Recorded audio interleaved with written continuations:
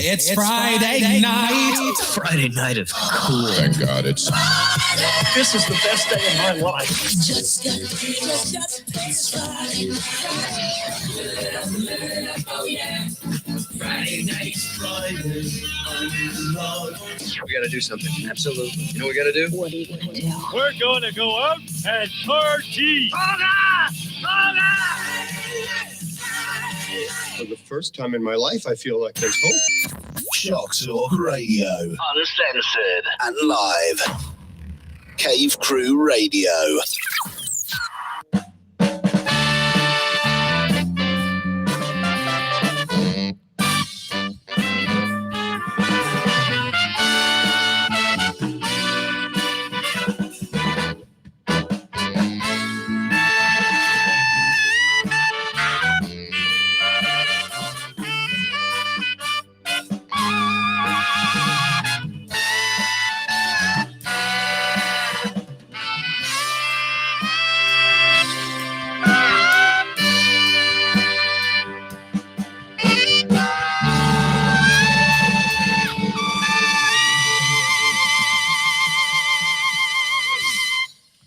Well, good evening, ladies and gentlemen.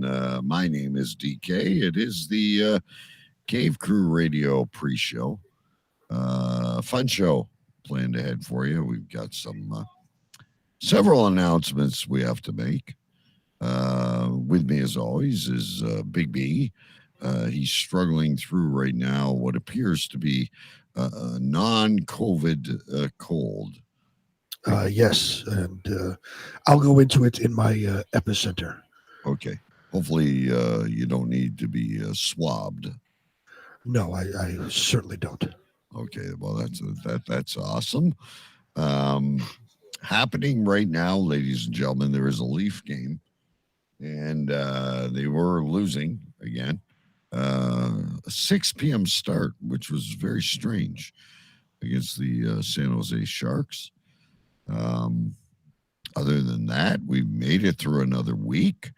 We are 1 week away from Halloween, Big B, and none of the guests seem to want to respond to us. So might just be me and you en masse telling scary stories. It's always funny, and I experienced this too when I was doing a metal show. You get all these inquiries. Oh yeah, we'd love to be on, and this is what we do, and blah blah blah. Then you say, okay, yeah, come on. Crickets. You hear nothing from them. Or you explain to them, like I said, hey, it's awesome. You write horror books, or you do this, or you do that. This is the kind of show we have. And it's like, whoa, these guys are scary. We're really not. We're two fun guys who like to chat about just about anything. And as long as the guest has an ounce of personality, we could make it work. And even if they don't, and I'm looking at you, Sasquatch guy, we still made that work. So even if you don't have personality, we'll figure out how to make it work. That is still my favorite, one of my favorite shows. Here we are, ladies and gentlemen, interviewing a Sasquatch Bigfoot hunter, but he did not, and then he rightly comes out and says, listen, there are a lot of members of my church that are listening tonight. Well, number one, they don't know if the church and the Bigfoot is parallel. Right. Number two, I'm definitely confident that the church and Cave Crew Radio are not parallel.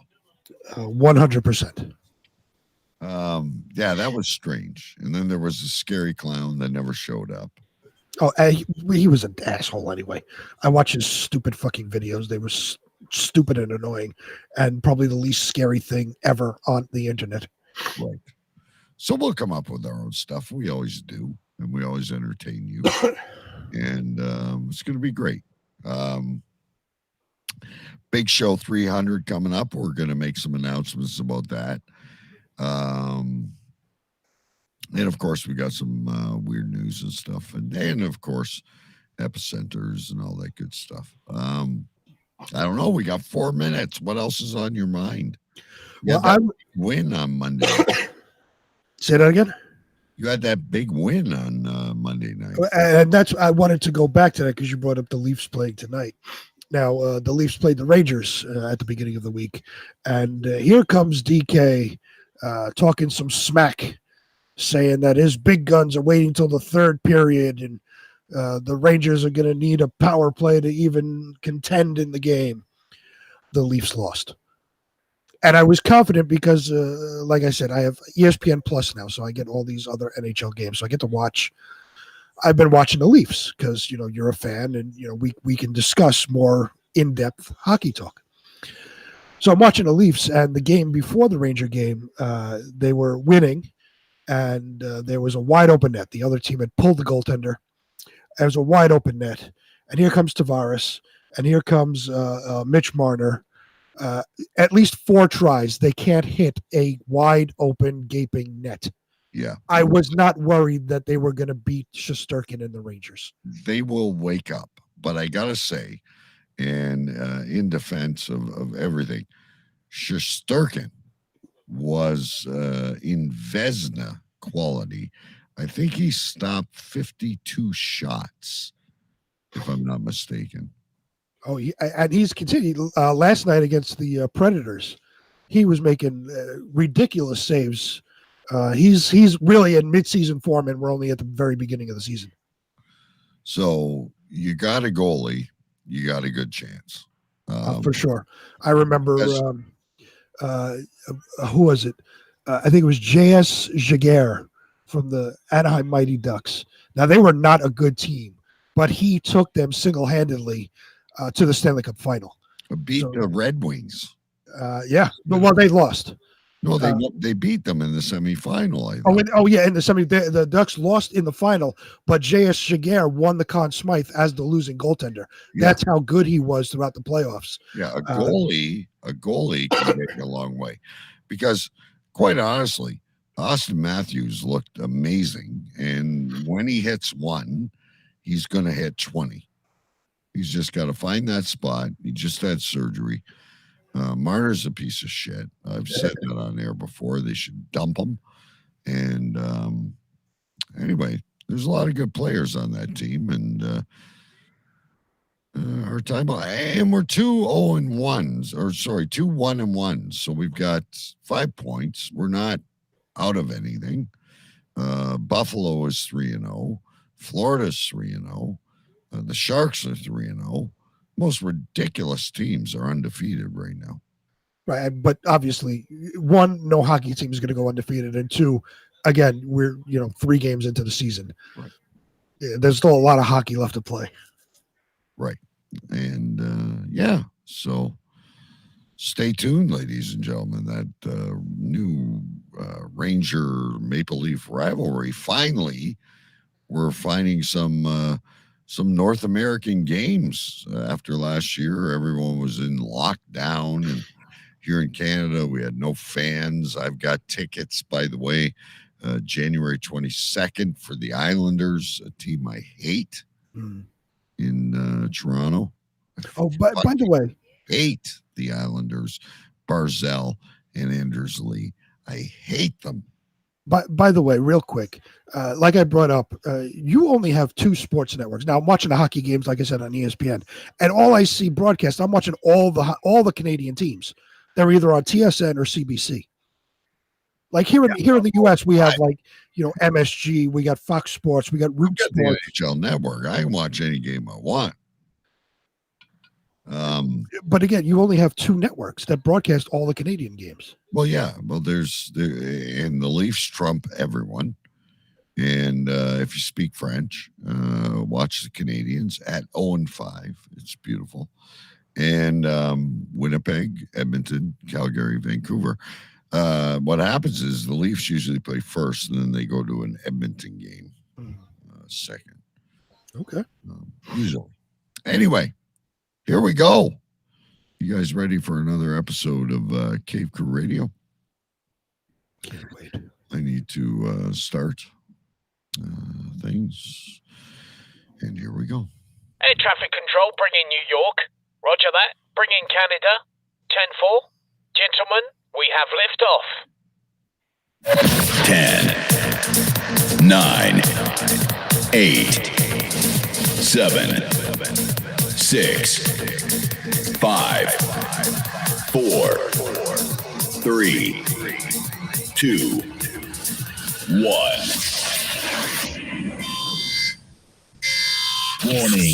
Warning, Will Robinson. This program contains bad words. Use caution. If easily offended, enter at your own risk.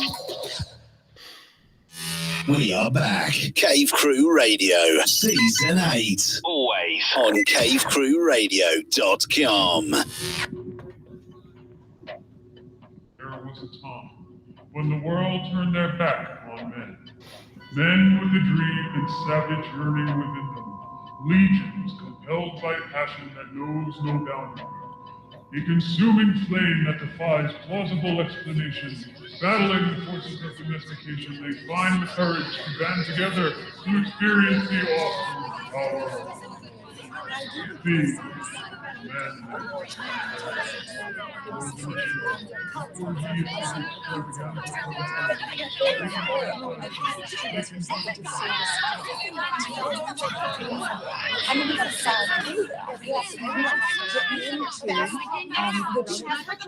say this with all due respect. Shut up! Shut up! Shut up! Shut up!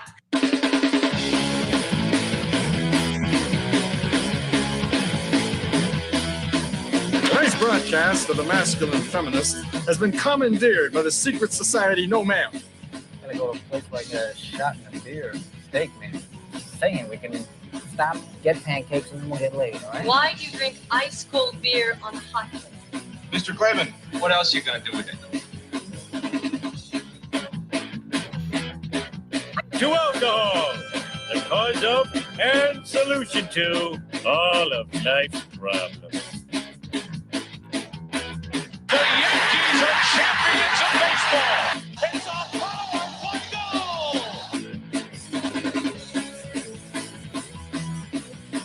This is Cave Crew Radio.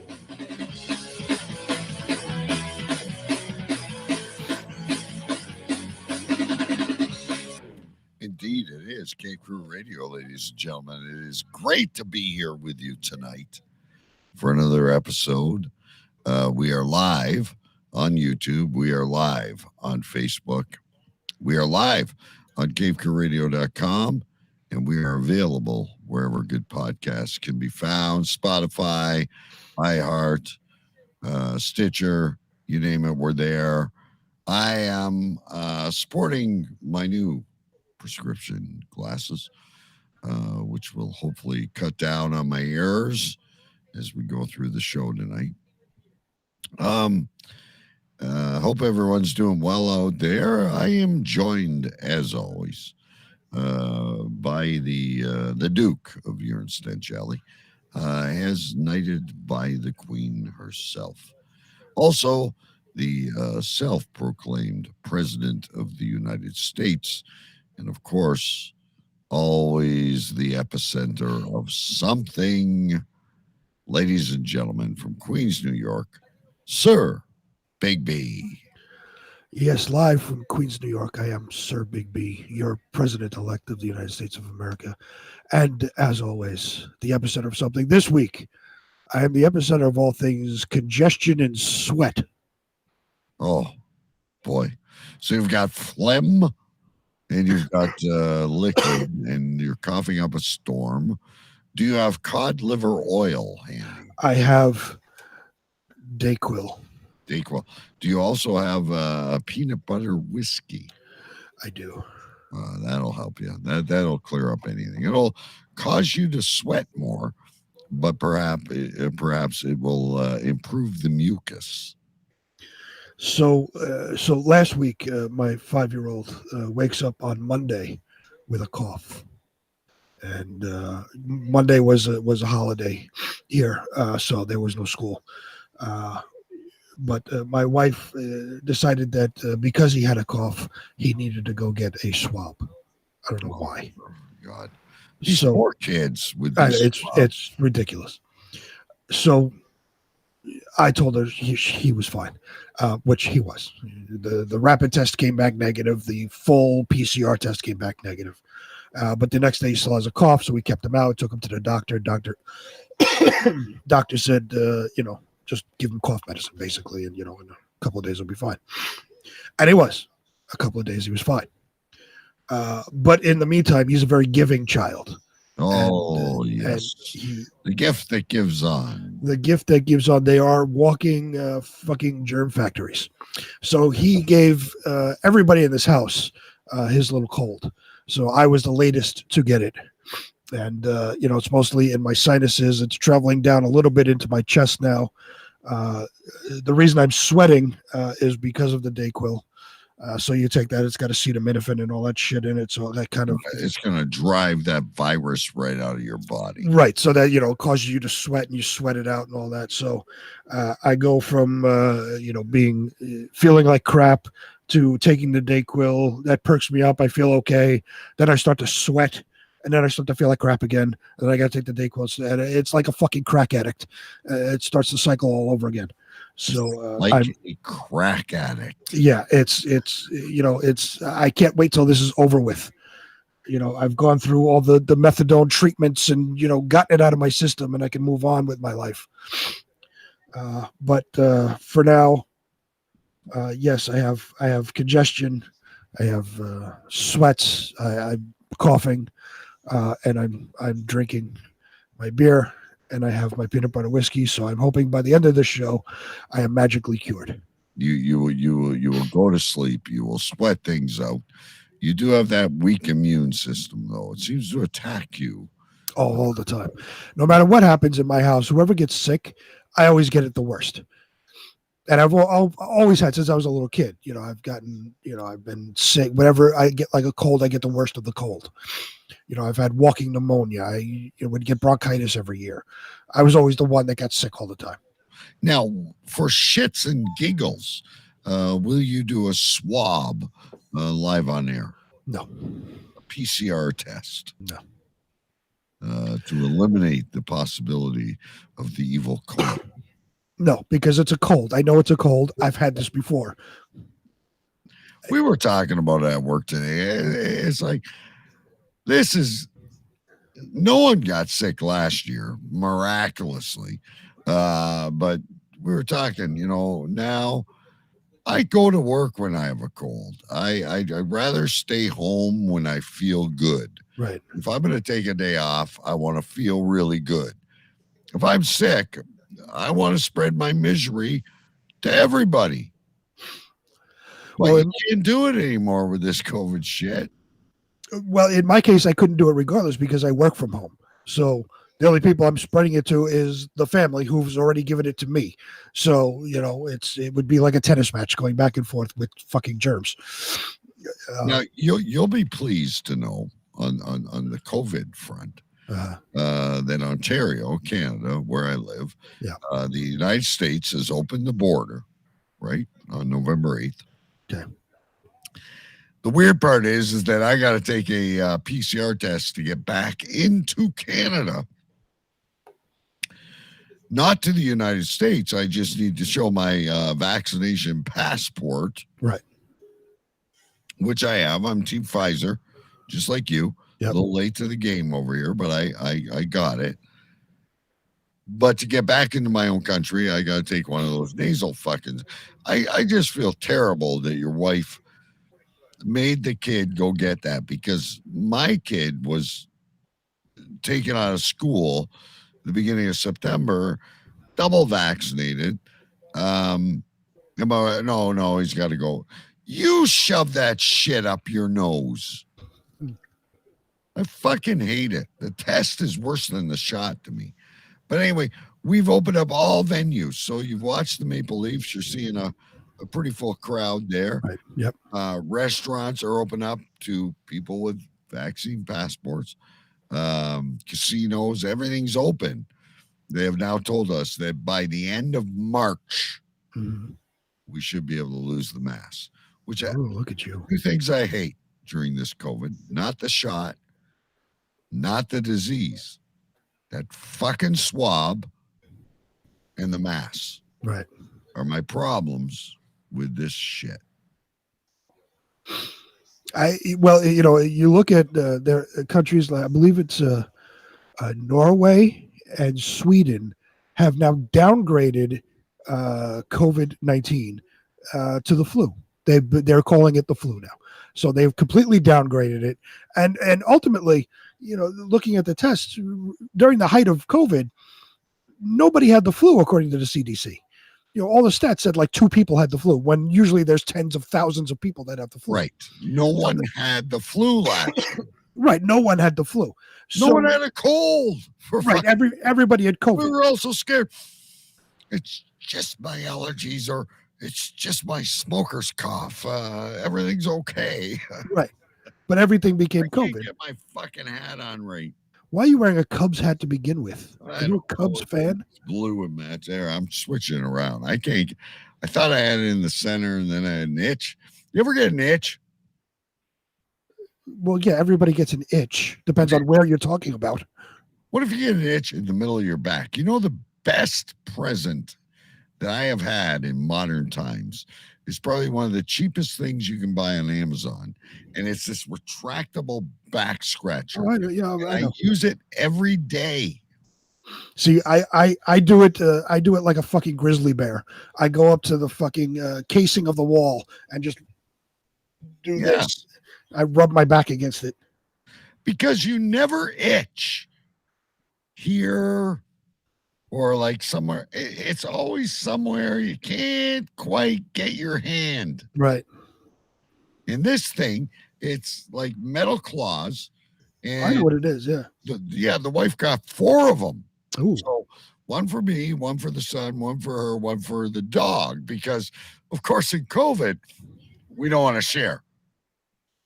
Worse than sharing a toothbrush nowadays. But yeah, I grab that thing, I'm telling you, every other day. It is beautiful. It's better than sex. We had one, and my younger son took it from us and basically used it as a toy and went ahead and broke it. So we don't have one anymore. So, like I said, I don't care. I just go against the casing of the wall and I'm telling you, pretend I'm a grizzly bear. We have spent hundreds of dollars on things that never get used. In this $13.99 package of 4, as seen on TV, whatever it is, right? I'm going to send some to you. I'm not like Jason Scott. I'm going to order some on Amazon, and I am going to gift them to you for the 2021 Christmas, and you are going to love me. Well, that's very kind of you, and I will bring it on air with me and keep it with me. So if I itch, I can just scratch My back. back is starting to itch. I might have to take a break. just to scratch. See, what happens is too. You talk about the back itching. Whenever I get like this and I get sick and kind of goes down to my chest, I cough a little. My back always itches for some reason. I have no idea why, and it's really like starting to itch now, probably because we're talking about it, but because I'm coughing. I feel like I've got fruit flies. Now I'm starting to cough. I got fruit flies. See, this disease even transfers through microphones. We should start a zombie audio drama. See, we're not. If you look at the cameras, we're not 6 feet apart. We're actually less than 2 inches apart. I never thought of that. See, but I'm feeling a little itchy too, and I think we'll all go scratch at the end of the show. Listen, before we get started, we got some major announcements to get into. But did you hear this shit? I don't have the story up, so I'm just gonna fluff it. Yeah. But Alec Baldwin, the host of the new Match Game, star of many, many famous movies, he apparently murdered someone with a prop gun today. Yeah, I saw the story. First of all, Alec Baldwin is a fucking douchebag, and I hope he gets prosecuted to the fullest extent of the law. You think he did this on purpose? No, I don't think he did it on purpose at all. But I would still like to see him prosecuted because he's a piece of garbage. But yes, so apparently he was holding a prop gun, in between takes, and something happened. It's unclear whether he fired it or it's for somehow backfired. Whatever happened, there was a round in it, and it went off. It hit one person in the shoulder, and another person that did, I think it was the director of photography, in the stomach. She was airlifted to the hospital, and she subsequently died. Yes. I mean, how can you not feel bad for the guy? I know you think he's a piece of no, shit. fuck him. He's a fucking asshole. I hope he deserves to fucking go to jail for that shit. I don't feel bad for him. Who would you take in a cage match between him and Charlie Sheen? Oh, Charlie Sheen. Are you kidding me? With that Charlie tiger Sheen. blood. Charlie Sheen is scrappy. He was a fucking crack addict. He's scrappy. Yeah. Fucking Alec Baldwin's a big fucking douchebag. He's a Walking fucking around with that little pin microphone like he's Gene Rayburn. He's a fucking bag of shit covered pus is what he is. You really get crabby when you're sick. You know that? Fuck him.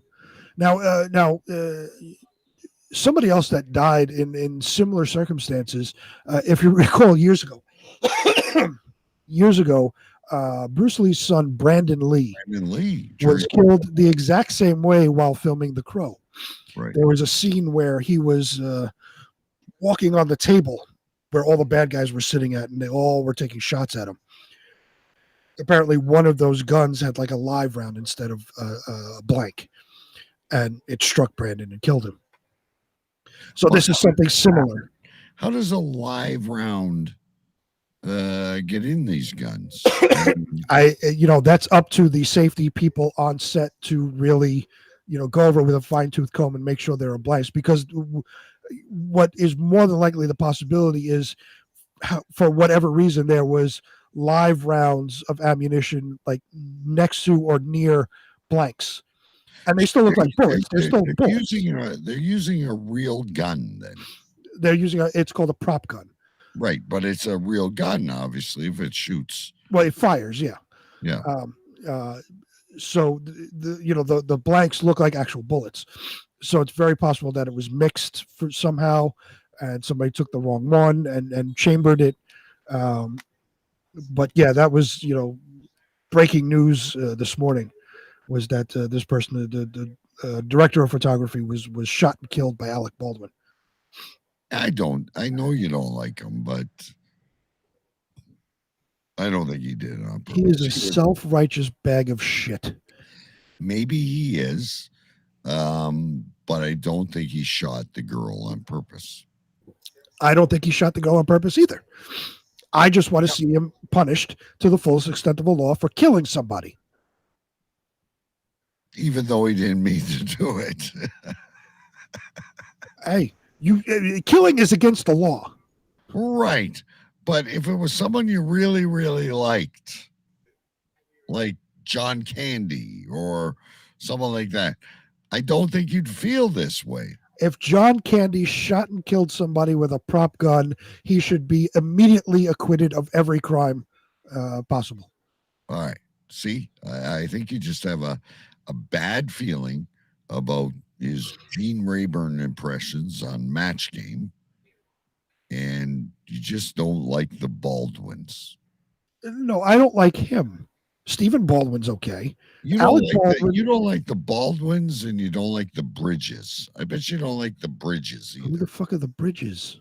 Jeff Bridges, and they're famous actors as well. Like Lloyd Bridges? Lloyd Bridges, father? Jeff Lloyd Bridges, was the father. Yeah, he was great. All right. I love Lloyd the Bridges. other Bridges was in Tron. Tron was terrible. Big B wants this. Now, what about this dude, the blogger? Have you been following this? No, what is that? The girl, the body was found in Wyoming, and the was it like Brian Laundrie or whatever his name is, and the girl. So apparently, they found his skeletal remains. Right. So they found, this was yesterday or 2 days ago, that they found remains that dental records identified as him, as Brian Laundrie. And the cause, or was he murdered? The cause of death is to be determined. I would assume it's suicide. based Well, upon we'll never know that because it's a skeleton. So unless there's like a blow to the head or a bullet wound, when you're just a skeleton that's been sitting in a swamp in alligator and water moccasin infested waters. Well, there is plenty of even if it's just a skeleton, there are plenty of ways to determine cause of death. If you let's say he hung himself. I don't know the terrain of where he was found, but let's say he hung himself from like a tree or whatever. There's a bone in your neck called the hyoid bone. And what happens is when you strangle somebody or you get strangled, or even, death by hanging, when somebody gets hanged, the hyoid bone breaks in your neck and you suffocate and die. So even with the skeletal remains, they could see if the hyoid bone was broken. Now, if he shot himself, usually you shoot yourself in the head. So the skull would have the bullet hole. If there was, because it was in the swamps of Florida. So if it was a gator attack, let's just say, you're going to see bite marks on bone, because gators aren't going to just, nip at your flesh. They're, out to eat you and kill you. Right. So you're going to see bite marks on the bone. There are plenty of ways to determine how he died. It has not come out yet. Like the only way you couldn't determine it is if he ingested poison. I think the exciting, I don't want to say it's exciting, but is that there was a notebook that was found. Now, the curious thing about the notebook is, of course, it's soaked in water, but apparently there are plenty of forensic things that they can recover. Absolutely. Forensics forensics is a wondrous thing, and there's been so many advances, and it continues to advance, that they'll be able to recover a lot of information, even though there's not a lot of actual substance there. They'll still be able to get a lot of information. So more of that to come out. I watched a show this week, and I was thinking about you, and now I can't believe I didn't text you, because I'm sure you've seen these. I think it was on the Paramount Network, the old A&E network, and they always do Genghis Khan versus Napoleon. Who's going to win? I've seen those years ago when it was on. And this week it was zombies versus vampires, and it was excellent, because the zombies, of course, attack in masses, but the vampire has superhuman senses and can also kill with its claws and its fangs. And the vampire ended up beating the zombie in the end, but I'm sure that's up to massive debate. Oh, well, of course, because neither of them are real. So it's, there's plenty of people on one side or the other that could make a case for why their side would win. Which is the same as, Genghis Khan versus Sir Lancelot. Well, when you're talking about realistic historical figures, you can actually have, you have a basis of where to start from, based upon their war history, their war strategies, what they did to survive, their weaponry that they had at the time. So there are, there's actual facts surrounding that you can kind of make an assumption. When you're talking about vampires versus zombies, they're not real, so you can just make shit up based upon the movies. Well, no, but they go like, a zombie has no feelings. Its only thing is to search blood, and it was actually very interesting. I think you would have liked it in the Halloween spirit. Well, in the Halloween spirit, of course. I would like to see Frankenstein versus the creature from the Black Lagoon. That's an odd pairing. Who would you take? I don't know. Frankenstein was a fucking pussy, because you put a fucking flame in front of him, he's scared and he runs away. Right. But he's like superhuman strength. And I don't recall what the creature from the Black Lagoon, like what his thing was. He was just he was just a creature in the Black Lagoon. So what about the Invisible Man versus Dr. Jekyll and Mr. Hyde? Oh, Invisible Man wins all the time, because he has the ability to be invisible. So you don't know where he's coming from. Okay. That makes sense. That all makes sense. Okay. ladies and gentlemen, we got a few announcements we got to make. First of all, coming up next week, let me find it. Big B and I we're speaking about this. And let's get a little bit of a scary audio here. Knock, knock. It's that time of year when things get a little spooky, a little eerie, a little scary. This is when the monsters come out to play. It's Halloween.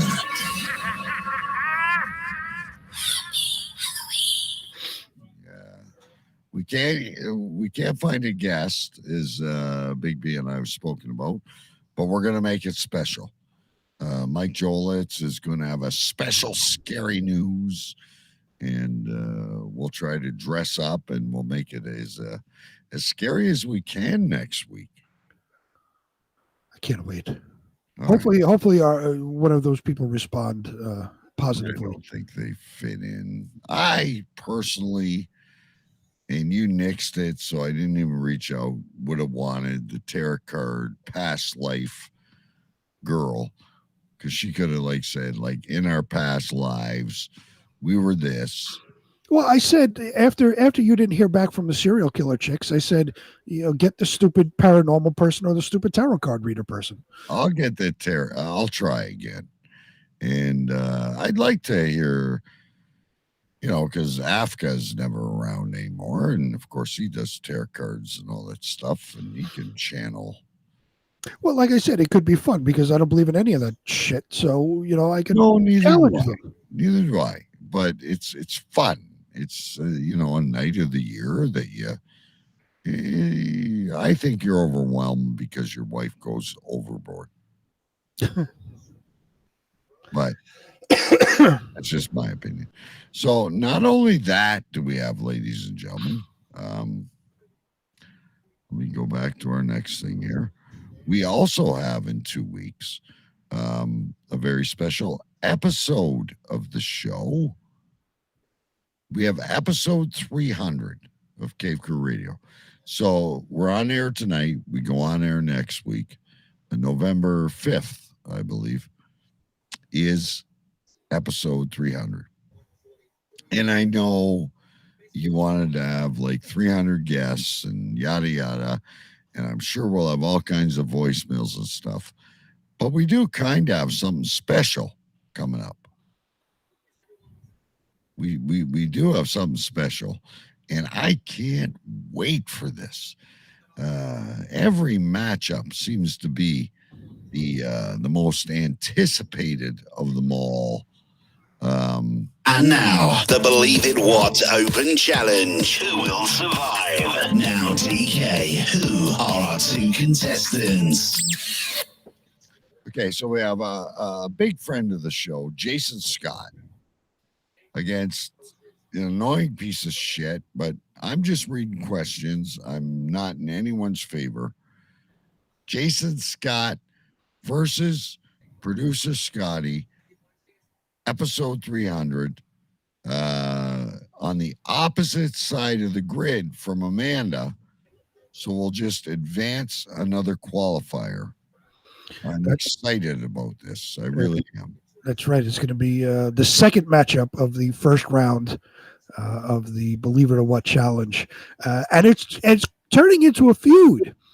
There was some smack talk going on in midweek in the chat when we were, finalizing the dates and all that. There's some smack talk going on. So this is ramping up to be something. This is going to be good. Jason Scott, I think, is quite often knows a lot about a lot of different things. And I will admit, producer Scotty from years ago on Double Talk Radio was a trivia champion, and they both want to beat each other. I love how people are fighting for the opportunity to face you in this final battle. And we have Amanda waiting to get homeless Chris Ripka and weirdo Afka. One of those is her opponent. And then, of course, my wife Isbia against Dr. Mike Devine from Ohio. Will face the winner of this, but this is going to be epic. They're both going to fall on their face, or someone will shine and advance to the next round. I'm curious to see if producer Scotty loses this first round matchup, what the fallout will be, because I've heard nothing but going back to the Double Talk Radio days, nothing but he is the champion. He is the trivia champion. All these years I've been hearing about this. If he falls on his face in round one and doesn't even advance, what is the fallout? Will he come back on and finish the music? That's the question. Because I'll admit, the guy knows a lot of shit, but he's not in chat tonight, and like he's been bugging me. When's my match? When my match? I'll probably be there. Fuck you. I'm not gonna cheat. I'll read the questions off the paper. I have the same 3 lifelines everybody else has. But if you think I'm cheering for you, you motherfucker, you got another thing coming. And Jason Scott is vindicated because of losing Choo Choo Mania. And he wants that taste of victory. I think in sports, when a team is going into an upcoming game, but they're actually looking past that opponent to a future game. Yeah, and then they completely they lose that game that they were looking past because they really weren't prepared. I have a feeling that's Scotty. He's already deeming himself. He's been known as the champ. I'm sure he's already looking past Jason Scott. He's probably looking past the next 2 rounds and looking at the matchup against me. He's probably going in there with a given, I'm going to beat everybody and face off in the final round. And does he even know who Ghislaine is? That could be a tiebreaker question. Who is Ghislaine? Who's Ghislaine? Renee. The questions are printed. The questions are ready. Depending on who wins the coin toss is what question you get. And don't get giddy. We saw Amanda down 2-0 to come back and win that. So there's smack talk going on. There's a lot of build up behind the scenes. I hope the matchup lives up to the hype that those two are actually building it up with. And that's what we want to see. We want you to enjoy it at home.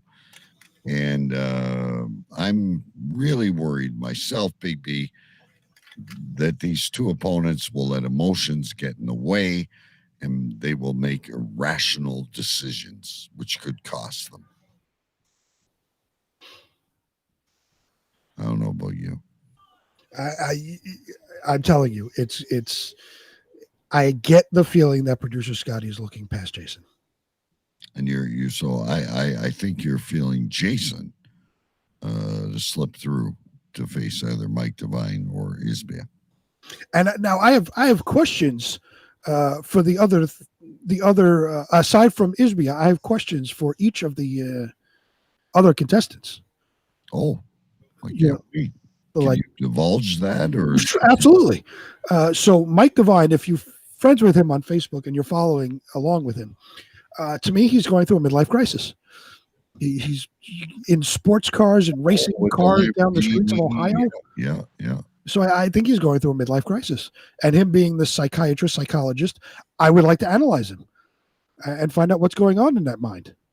So what you're asking for, aside from Believe It or What, is we brought Mike Devine on the show to analyze yourself, Choo Choo Stu, and I. You would like to do something similar with Mike Devine, where you have props and pictures and questions. I don't know about all that, but yes, I would like to discuss with him about his midlife crisis. Oh, that's awesome. That could be a completely different episode. It absolutely could be, because that, he's also skateboarding and all, he's like a fucking, he's a guy in his 40s. He's skateboarding. He's like your buddy with the piggy in the wallet in YouTube. Right? Utah. Fucking weirdo. Now, my question for Chris Ripka, and you alluded to it, homeless Chris Ripka. Yeah. I really want to know what's going on with him, because if you're friends with him on Facebook. Yes, he lost his vehicle the other day and left his ID in, and it was impounded. No, it wasn't his vehicle, though. Didn't he say it was his house? It was his home. Right. Well, you don't you don't impound a house. You do if it's a So trailer. I can only really go between the lines and assume his wife has booted him out after all his wild tangents across the United States of rescuing people in the Florida floods and all that shit he was doing. I can't wait to talk to him either. I think he's lost his wits. I'm very curious to see what's going on with him, and I think it's because he said he got his house towed.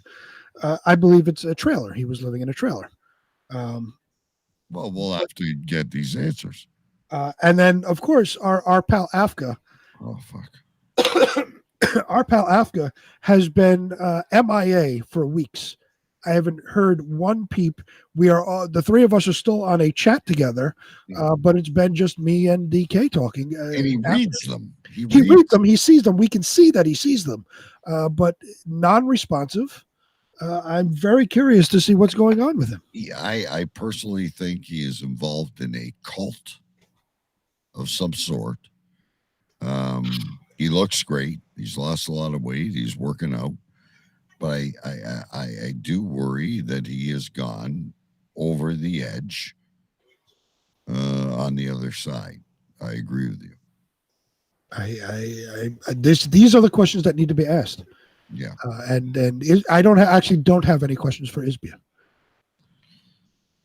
Well, I'm surprised of that.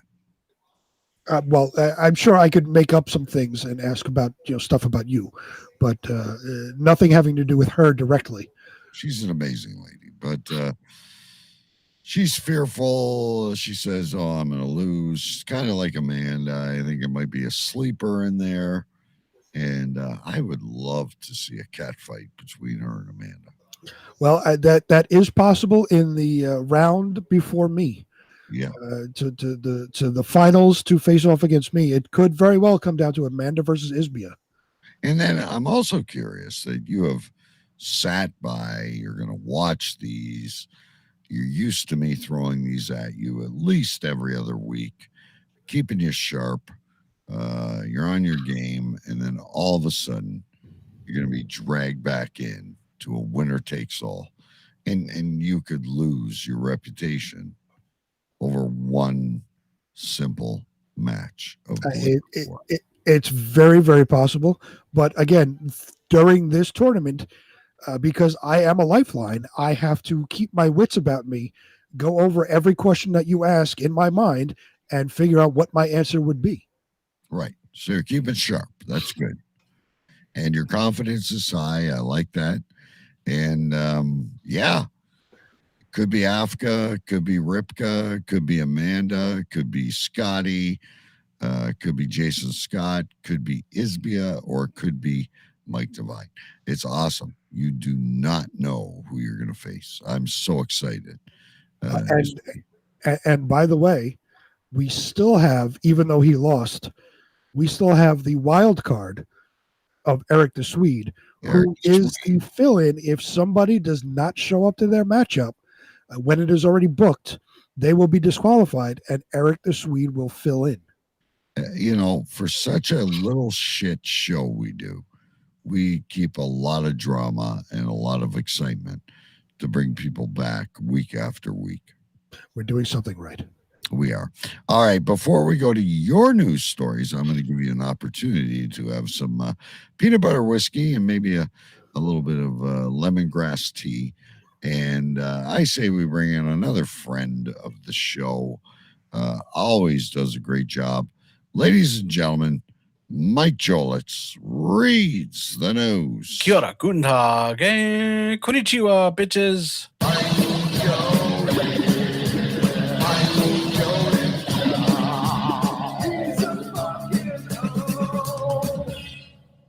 Hello, Cave Crew Radio.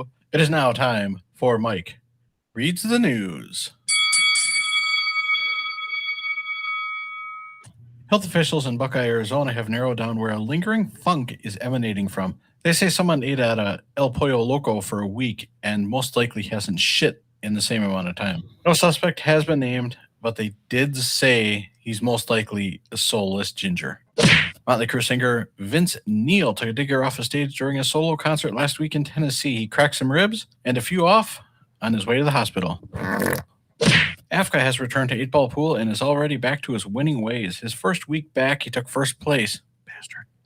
I took second only because there's just the two of us. Canada is threatening federal employees who add "Let's go Brandon" in their emails.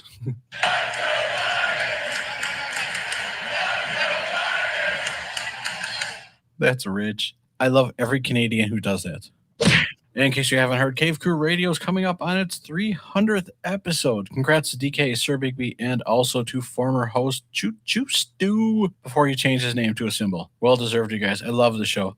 Give him a call and show the love. The number is 209-315-5551. The Chicago Sky of the WNBA defeated the Phoenix Mercury for the jump shot and layup championship. That's a damn shame.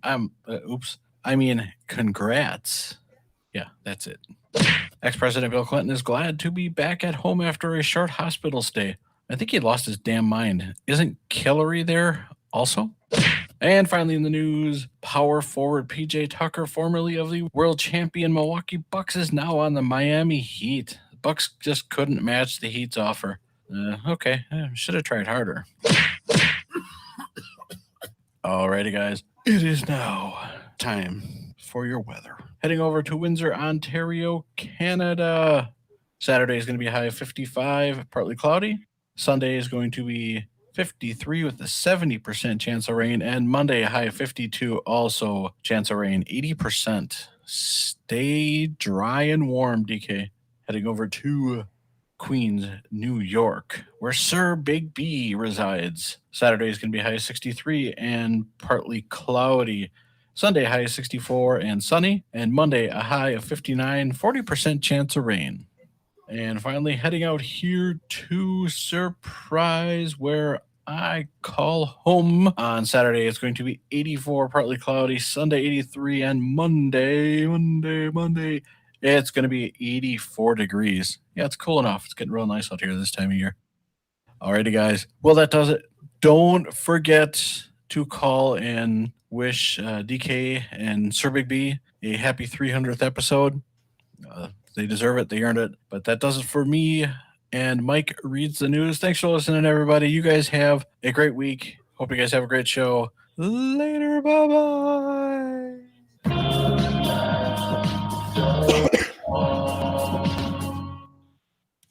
The one and only Mike Jolis. Apparently, he has had a sighting of Africa. Yes. Playing the video game 8-ball pool. Yeah. So I'll have to reach out to Mike and ask him how he got a hold of Africa. Well, it's good to see Africa is partaking in some things he used to do before he adopted this crazy lifestyle. I would just like to see a chime in once in a while in our ongoing chat. Hey, I'm okay. Don't worry about me. I'm off to eat a carrot stick. Right. Just say hi. Hi, gents. How are you? I completely get it. All right. So that leaves us with our news stories, and I just have to chime myself in myself. And that's last week's. That's no good. There we go. All right. Let's go into Big B Reads the News, ladies and gentlemen. Now it's time for the news with our senior correspondent, the Big B. Indeed it is. And our first story is kind of an interesting one, Big B, about Tinder, a very popular dating app for homosexuals and swingers. That is right. This story comes from PCMag.com. The headline reads, Tinder is going to help people find wedding isn't typically associated with marriage, but the company is looking to change with a new feature called Plus One that's supposed to help its users find dates for upcoming weddings. Plus One is part of the Explore feature Tinder introduced in September. This in-app social network is supposed to help Tinder users find people with similar interests, engage in various digital events, and limit their potential matches to users who have been photo verified. Now, we'll facilitate matches for offline events too, with the express goal of finding a wedding date. Excellent. Have you ever been? I'm sure in your younger days, and we can't consider ourselves taken right now, but like so and so was getting married, and you're fervorously trying to find a date to bring to the wedding because, of course, you don't want to go single. Actually, no. I was one of the first out of my whole group of friends to be married. You're that guy. Yeah, my friend Scott, the storm chaser, he was actually the first, but I was already with my wife at the time. We were dating, so I went with her to his wedding, and then I was next in line. So we've been together for all of the weddings. So I've never once had to find a date or go solo to a wedding. Fervorously search for a date. Feverishly. Yeah, I have to, and this is long before the days of Tinder, but you're like, and here's what concerns me about this. I love Tinder. It's great for all the bottoms and the tops and the sluts that are looking for a date. But imagine, hello, Big B. This is Marion. She's my Tinder date tonight. We have both brought protection, and yeah, we will not converse whatsoever, but we will have passionate intercourse, just like you, at the end of the night. Does that happen? The wedding couple would have fabulous intercourse in their honeymoon suite. Does the Tinder date intercourse happen like in the bathroom of the hall?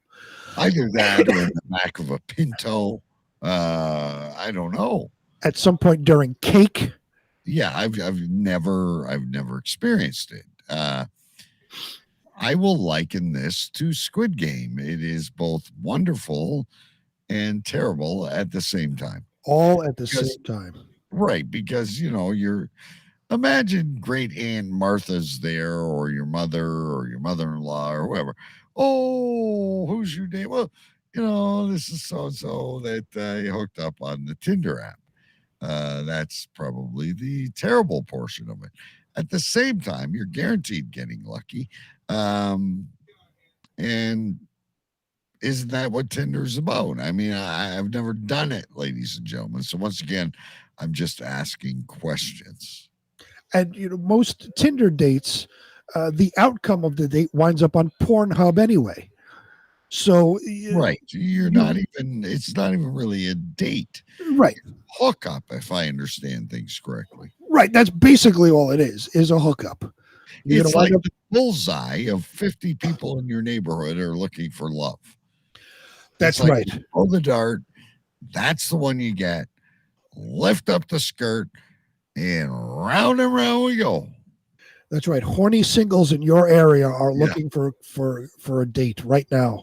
Right. It's your bullseye. You're swiping left or whatever way you swipe. I've never done it. And whoa, bang, you're on the picture. Next thing you know, you're at Bob and Jenny's wedding. That's right. Now, when I was reading this, I couldn't help but think back to a story that we did many months ago, where the wedding couple assigned people to attend by groups. Oh, yes. If you yes. recall, you were in group Yes, I A, do B, remember or that C. vividly. Yeah, I remember it vividly. And I could picture those that have to find a Tinder wedding date would probably be in group C. Oh, okay. Because, you know, at that point, you're not wanted really at the wedding anyway, but you're kind of obligated to send an invite to, you know, the crazy single uncle that everybody thinks, you know, kind of is a criminal. You know, he lives in a stash house. Right. He's probably going to be the one that brings a Tinder date, and you don't really want him to come anyway. So these are the people that would be in group C Group from C. the wedding. Okay. Would they get a sex-themed Airbnb for after the reception? I would assume. Yeah. Because that's the whole point, right? Right. Well, I just, and again, I have to plead negligence because I do not understand Tinder other than I know people swipe. It's a dating app. That's all I know. And then, right. And then, like I said, the I don't outcome think winds up it's on a Pornhub. dating app, though. I think it's a fuck app. Yeah, it's like a hookup app, and you know, you wind up on Pornhub. Right. I saw that one last night. This chick I met on Tinder, and then of course the webcam has got terrible focus, right? And it ends up being as disappointing as you're cold. Right, or it's somebody holding the phone. It's somebody holding the phone that's like kind of doing this, and it's like the Blair Witch Project. You get fucking sick while you're watching it. They're holding the phone. I've got it steady, and then they try not to come, and all of a sudden you feel like you're in the Blair Witch Project. And then I get nauseated, and I don't eat my French toast. Wow, French toast. I don't know. I'm just saying. You're 100% right. I link Tinder with amateur porno. Right. But I'm very curious about the French toast. You have a very high quality meal while you're watching your porn. You're right. I'm cooking French toast. Everyone's asleep. The son's had a late night. The wife's had a long week. I've got my French toast and a steak knife and some maple syrup, and I'm sitting down to watch a excellent Tinder porn video. And then the person who's on the camera is either participating or jacking off. I can't decide, depending on the angle. Right? Yeah, it is god awful. But you know, if you actually look at some of these, there's like 1,000 views or whatever, and like 98% give you the thumbs up. Yeah. Why? Because you didn't swipe left and you got lucky. That's right. Do you ever think because there's got to be portions of Tinder when you're like swiping, and you pick that one, it can't always end up in ecstasy, right? Like I'm sure there's, and we need to research this, I'm sure there's a site where Tinder dates have gone bad. Oh, I'm absolutely positive there's a site probably called TinderDatesGoneWrong.com. Right. Like, you take her out.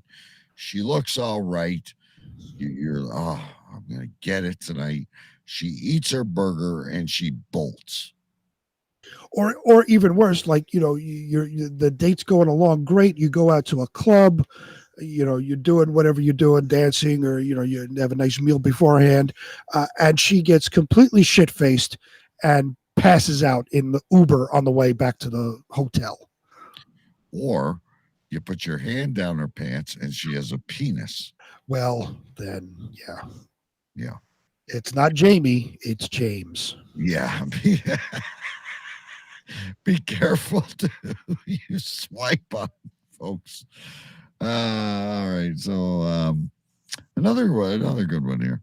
I gotta get rid of this. Which one is this again? This is the one about the understanding how people eat based on their ancient poo.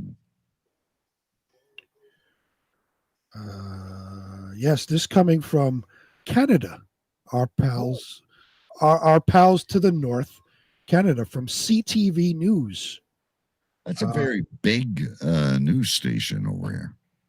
So you got It's supposed to three. be reputable. It's So you got supposed to be three reputable. channels over there. You got the TSN, CBC, and CTV. There you go. See, you're starting to become more and more acclimated with Canada. I'm learning the Canadian ways. Yeah. Headline reads: Europeans were enjoying blue cheese and beer 2,700 years ago. Ancient poop shows. 27 years ago. This is 2,700 what years ago. educated people are doing. Okay, so I can imagine these people going to school for over 5 or 6 years. Don't cure cancer, never mind COVID. Let's analyze ancient poop. Yep, that's 100% correct. They have master's degrees. They've written theses.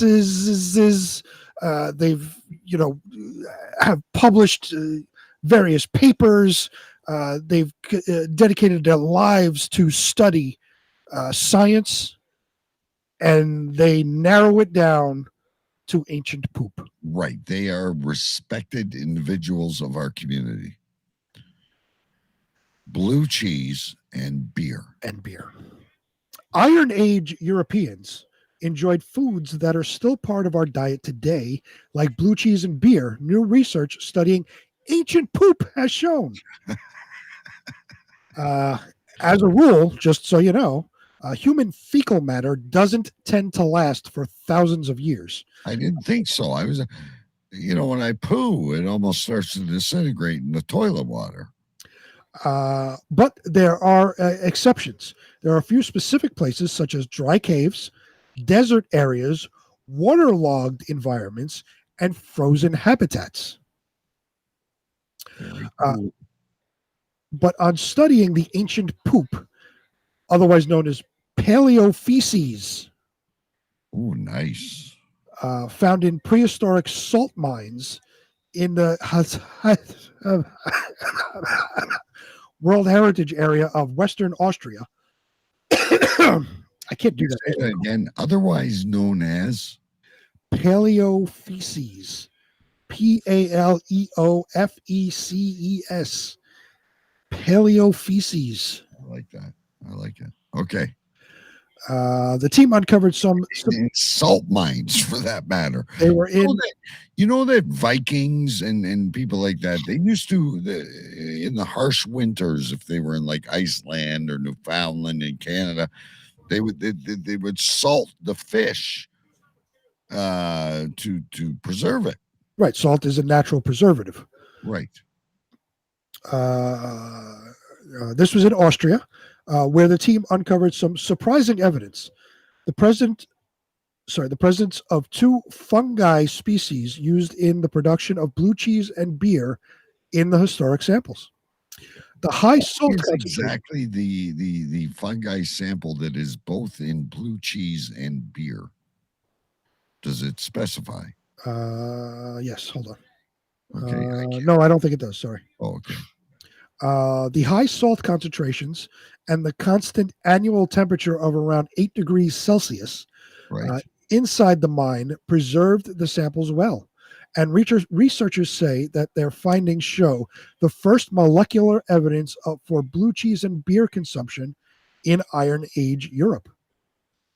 We were able to show that fermented foods have an important role in human history over a long time. An archaeologist at Vienna's Natural History Museum told CNN. I can't do his name because I can't do that. It makes me cough. So I'm just going to pass it up. Yeah, that. Culinary practices were sophisticated, relying on complex food processing techniques such as fermentation and most probably aiming not only at food preservation, but also at achieving a specific taste. Through our study, I never once thought of blue cheese and beer as a pairing.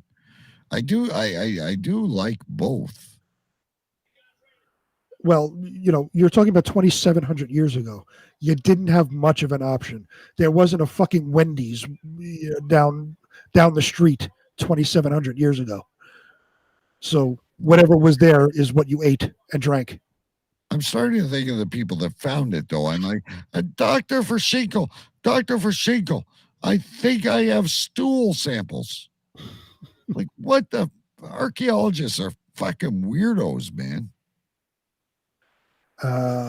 Researchers used in-depth analyses to explore the microbes, DNA, and proteins that were present in those poop samples and reconstructed the diet of the people who once lived in the area. Bran was one of the most prevalent plant fragments found in the samples, along with the plant matter of different, like cornflakes, like bran. Yes, like okay, like the like wheat and bran and stuff like that. Okay.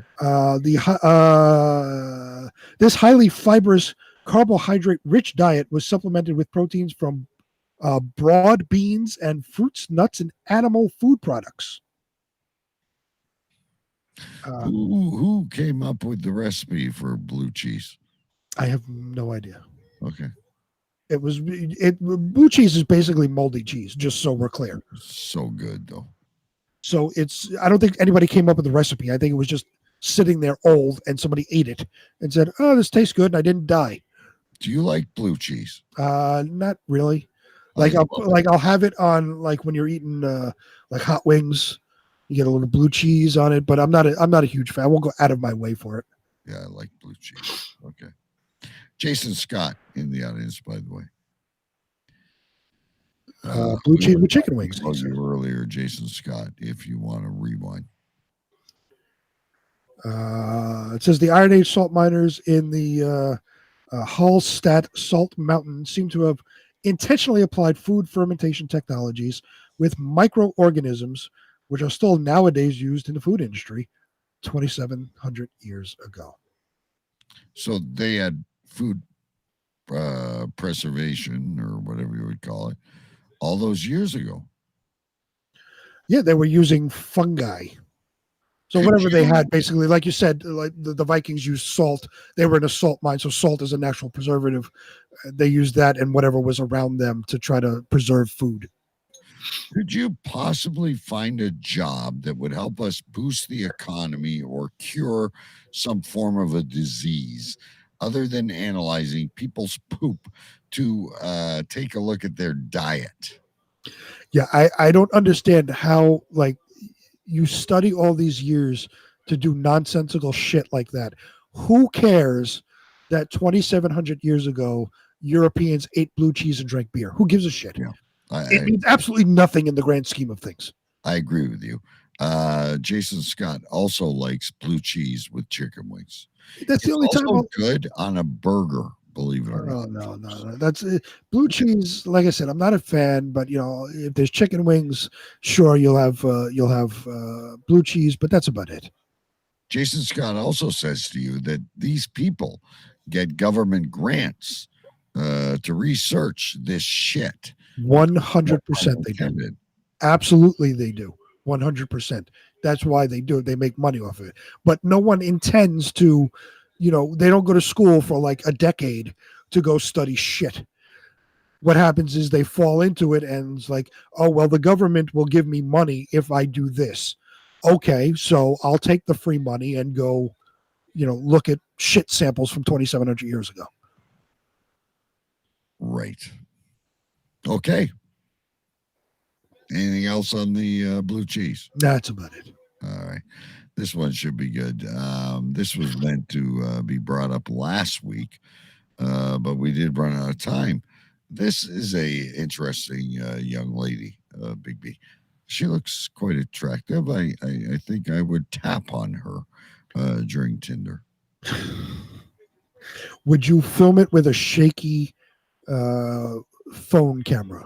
I would be smart. I would use a tripod, not relying on any human knee-jerk reactions, because no matter how ugly the girl is, if you're going to hit it, you're going to start shaking.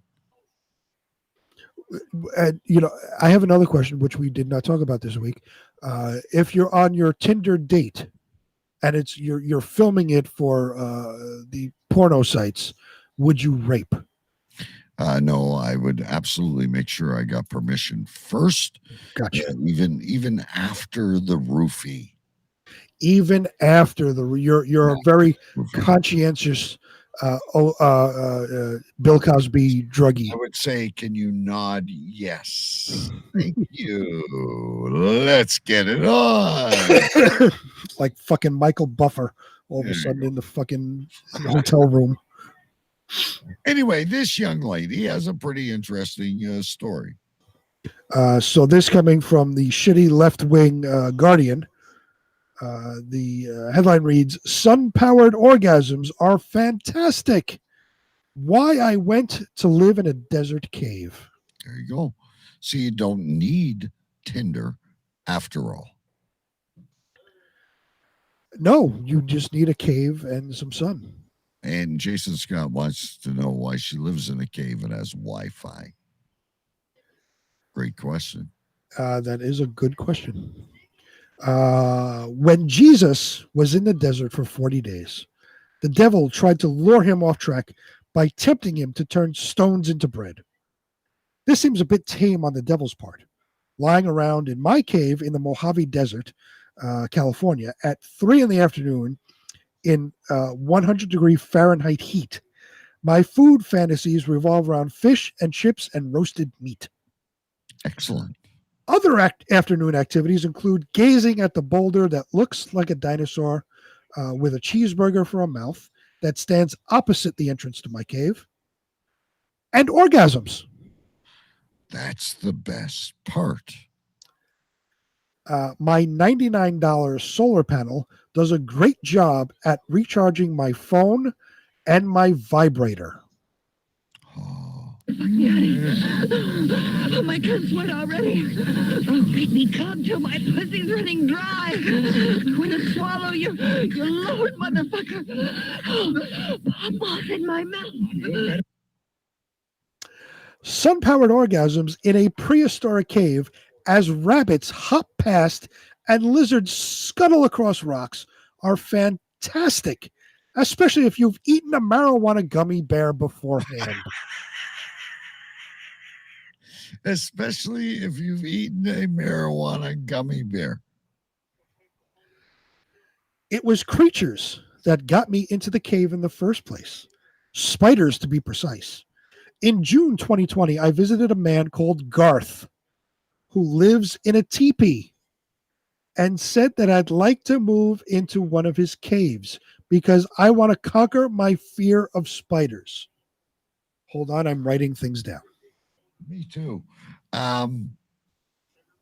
Garth. Jason Scott wants us to get her on the show. If we have a name, we'll attempt to reach out to her. Hold on, I just lost the story. I got to pull it back up. Oh, Lord. Just a second.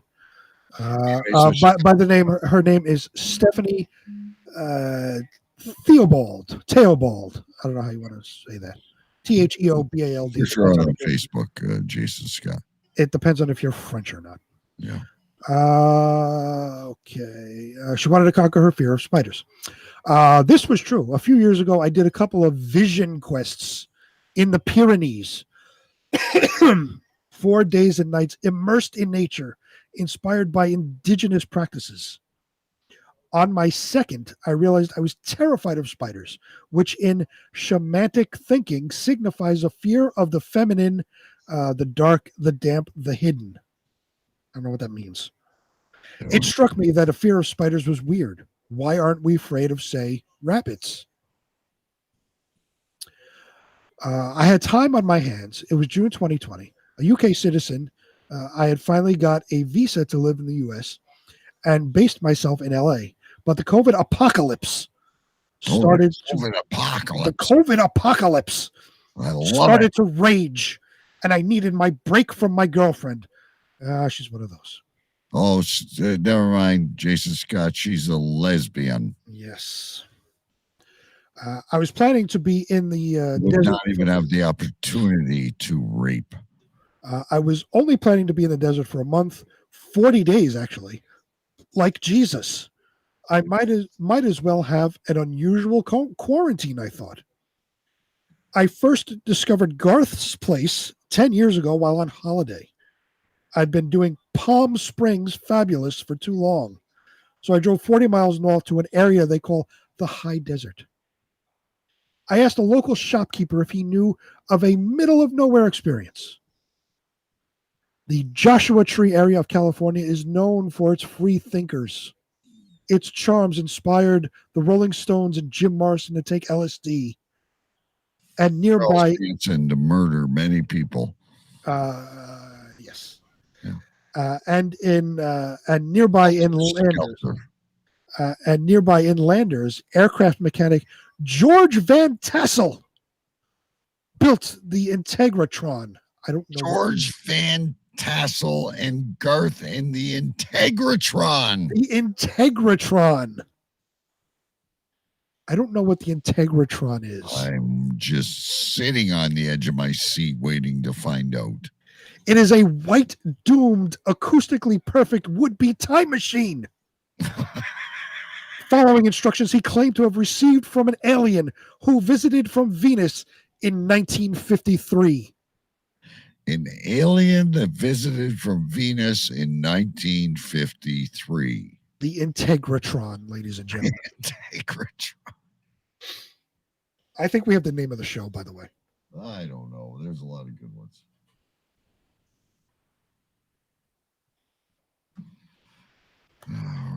Garth. Seriously, there's going to be 25 entries for tonight's show. Garth, who is 77. Garth. Seems as big as what? He's 77. He seems as big as one of the boulders on his 640-acre Shangri-La bubble. Can you write that down? What am I writing down? As big as a Shangri-La and a such bubble. I don't know. Whatever you just said, take a screenshot of. As big as one of the boulders on his 640-acre Shangri-La bubble.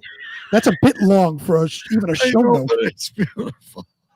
Right, you have to give me a minute. I have to write it down. No, you don't have to write it down. Just say it one more time so it's in the show. Ladies and gentlemen, Garth seems as big as one of the boulders on his 640-acre Shangri-La bubble. I love it. He put you in mind. He put you in mind of Moses, Orson Welles, Grandpa Walton, the Jolly Green Giant, Louis the Fourth, I should say, 14th. Jesus, I can't read Roman numerals. Louis the 14th, and occasionally the tempestuous Queen of Hearts from Alice's Adventures in Wonderland. I hate this woman, by the way. Why? Because she's a fucking ass. She's a lesbian ass. That has nothing. Her being a lesbian has absolutely nothing to do with anything. She's a fucking ass for writing this shit. A Shangri-La bubble. Okay. We have one more story about it. By the way, this goes on and on. We're not even a quarter of the way through. Can you just pull this up for a second? Because I have a picture of Garth. Okay, hang on, man. Let me put you on solo. This is Garth in the Shangri-La bubble of his 1 acre? His 640-acre Shangri-La bubble. Ladies and gentlemen, that is Garth. There you go. It's Garth. Jason Scott is in, says it sounds legit. All right, so we can end the story, but what does this have to do with sun orgasms? This is why I hate her, because she wants to write a fucking diatribe about this. And like I said, we're not even a quarter of the way through this fucking story. It's a whole story about her quest from, I don't know, childbirth or whatever the fuck it is. And her solar-powered vibrator. And her solar-powered vibrator. Exactly. But this really does go on and on. There she is one more time. And she looks quite comfy in her Shangri-La bubble. All right. No, hey, you know what? That's awesome. Holy crap. But I've been waiting forever. and ever for this one to come up because I really like this. And ladies and gentlemen, this one is. It's time for Big B's Big Bang Story of the Week. Oh, yes, it is. You're going to like this one. Stay tuned. This one coming from the Huffington Post. The headline reads, "Drunk man reported missing, joins search party for himself." This is wonderful. I have to actually try to guy with a good sense of humor. I have to try to actually pronounce this person's name because I can't do what I normally do.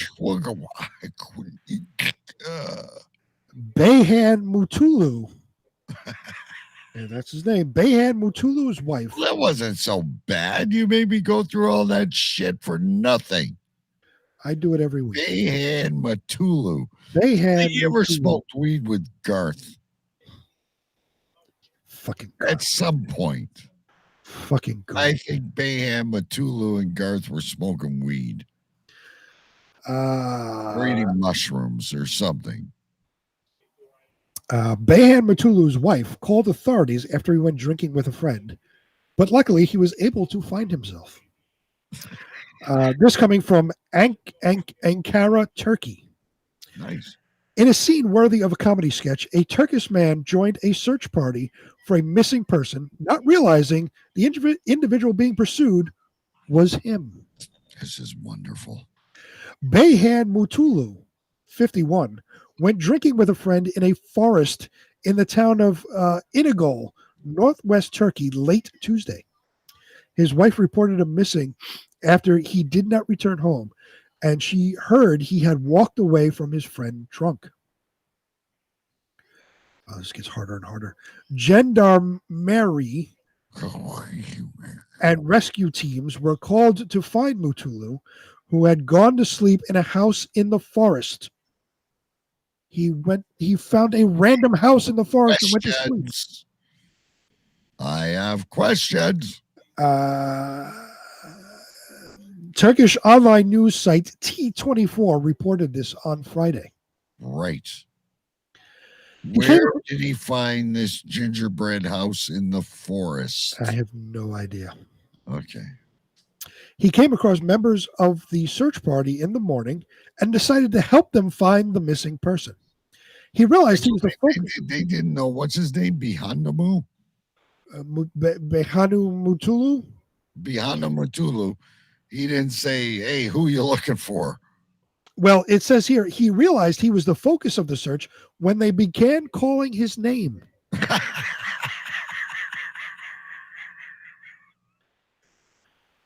After a while, this is wonderful.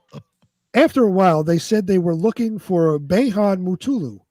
T24 quoted him as saying, "I broke into a cold sweat when I heard my name. I told them I was Behan Mutulu, but they continued to search." Does this not remind you of John Jacob Ingelheimer Schmidt? You can't make this shit up, ladies and gentlemen. I'm Bam. It reminds me of that show. What was that show where the three of them stand up? I'm Beham Matindu. Oh, like 20 questions or whatever it was. Yeah, truth or consequences, whatever. Yeah. I'm Beham Matindu. It says they didn't believe me. The truth came out when my friend Mesut. They didn't believe me. I am only Upson free. The truth came out when my friend Mesut saw me. Mutulu said he was part of the search team for more than half an hour. And that's the end of the story. Oh. So here I am. It's me. Ollie Upson free. Now, I have a question. Will someone shut that guy up? We're looking for Mohun Tecumseh. So they had a search party looking for this dude. Didn't any of them have pictures? Obviously not. And one of them was his friend and seemed annoyed when he announced it was him. It's almost like one of those geo-tracking contests. You can't make this stuff up, ladies and gentlemen. Oh Lord, we're gonna have some fun with this, ladies and gentlemen. So, anyway, next week is the Halloween episode. The episode after that is episode 300, which features another first round edition of Jason Scott versus Scott Morris in the Believe It or What contest. For that episode, we ask you to give us a call at 209-315-5551. Leave a message or email your audio clip at cavecrewradio@gmail.com. Congratulating us for our 300th episode. Insult us, do whatever you would like to do. I can't believe it's 300. It's weird, eh? You know, we took a break, I think, along the way. We've had many journeys. It seems to me like yesterday, all Radio X was crumbling below our feet, and the woman of many marital partners and the gay guy that I did a show with, and you flipping out because you were following a fish show. And we said, let's not quit. Let's do this. And here we are 300 episodes later. It's amazing. And because the border's not open, Choo Choo Stew has been able to visit you and me, but we have not been able to visit each other. Right. And you are choosing to go to a place in Northern Ontario because of a girl your son met online. Yes. What is it? Prescott, Canada. Ironic is all of this. I have no idea where Prescott is, but apparently it's near Jason and Amanda. So Jason and Amanda live in the middle of the wilderness. But anyway, somehow, if you are coming that far, we will find a way to meet. Right. So yeah, that's what I was going to say. So we are. He's still together though. This is the. Does he still want to go visit this girl? Yes, 100%. I'm trying to keep track of this, and I'm like, this is like Marco Polo. Like, Marco Polo. Like, he doesn't even know this girl, aside from a game of Roblox. Well, they talk every day. They video chat. They talk all the time. My wife has talked to her. He's talked to her parents. So everybody, I have yet to talk to anybody. But her father has. Wife will romanticize this until the entire end. Right. But her father has looked us up, and I am now referred to as Big B. Right. So we are planning to head up to Prescott, Canada, wherever that is, and video vlog this whole thing. This is I will absolutely let Jason and Amanda know when I'm up there because they said they're 45 minutes away. So it's not the matter that you're going to meet Jason and Amanda. It's that you're trucking your son across an international border for a girl he met on Roblox. So what's wrong with that? I'm just old-fashioned, I guess. Hey, if he's happy, that's like modern day, and I'm writing this down. This is a modern day message in a bottle. If he's happy, that's all I care about. And we'll go. We'll meet her. I will contact Jason and Amanda. And then me and you will work it out because I'm assuming we'll be there for a week. So we can work it out where we do the show together somewhere. My dream vacation, ladies and gentlemen, Prescott, Ontario. I don't even know where it is. You live there. I don't know where it is. I've lived in Ontario my entire life, and I don't know where Prescott is. You're probably joining a Church of Scientology. Well, Jason and Amanda says it's 45 minutes from them. The ironic thing of this, ladies and gentlemen, long after we're gone, Big B will have Canadian grandchildren.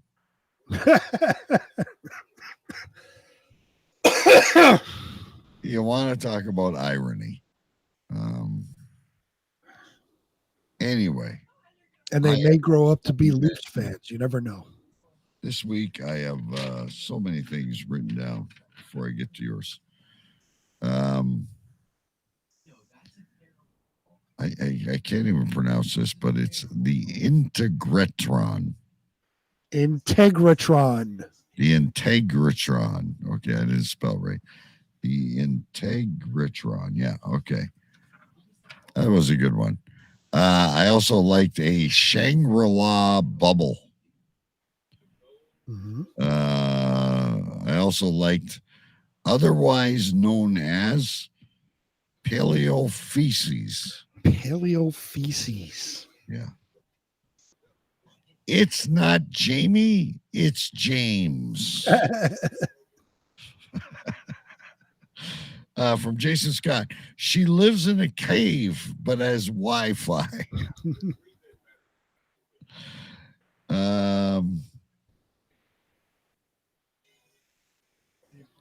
And I can't read my writing, but something about a solistic ginger. Oh, I have no idea what that is. But I do like the Integratron. The Integratron. Yeah, the Integratron. I'm not saying it right. I also like otherwise known as paleofeces. And then I would like to add from our most recent conversation, a modern day message in a bottle. Okay. I'm going to guess you have 7. I have 5. Oh. You realize this is the first week in about 4 weeks I've missed, I guess. You're getting quite good at this. Yeah. All right. Number 1. Number 1, I know will not be a show name, but I like it anyway. A bag of shit-covered pus. That was when I was talking about Alec Baldwin. Yes. That was good. Okay. Next up, Blair Witch porn. Yes, that was. I forgot about that. Definitely make it into the show notes. I got a star by it. Next up, French toast and Tinder. Well, it's going to be hard to make the show notes this week.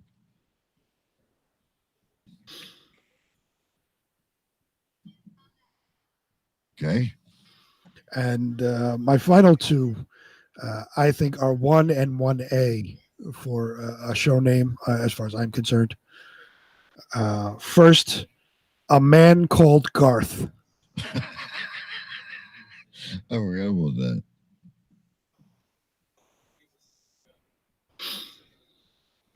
All right. And we're going to have to vote on these last 2. And finally, you have the same one. I like the Integratron. I got Integ. So INTEG. RATRON. Yeah, I really like that. I think it kind of stole the show.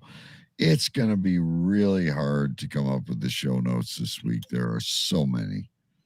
A Man Called Garth was good as well, especially since we saw his. I'm going to have to go with the Integratron since both of us caught that. I think it's a wonderful show name. And how many questions people will have about it. The Integratron. The Integratron. From the plans were given to Garth. Yes. From an alien from Venus in 1953. It's going to be really hard.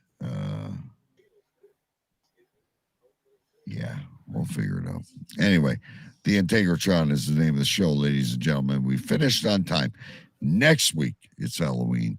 The following week is episode 300 with the big match from Believe It or What. Many thanks to Mike Jolitz, as always, for providing us with excellent news and letting us know that Afka is still alive. Although he won't say shit to us. Yeah. but he's still the champion of a 2-man 8-ball pool league. That's right. It's great to know. All right, kids. We'll talk to you later. Big B needs to take some. You can't take Dayquil now. You need to take NyQuil. I just need to go to sleep. And I'm going to have a Giro. All right, here we go. Thank you very much for listening to the show. Now stay safe, take care, and wash your hands. I want you to pack up and get out. Get the hell out of here! Go! Just go! Get out! Get the hell out! That will conclude this evening's entertainment. Shut up! Shut up! Shut up! And yes, together we will make America great again.